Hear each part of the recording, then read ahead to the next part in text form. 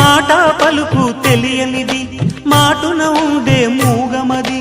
కమ్మని తలపుల కావ్యమయే కవితలు రాసే మౌనమది రాగల రోజుల ఊహలకి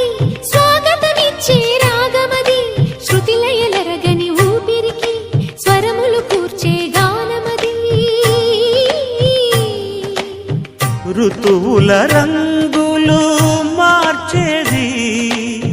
కల్పన కలిగిన మది భావం బ్రతుకును పాటగా మలిచేది మనసున కదిలి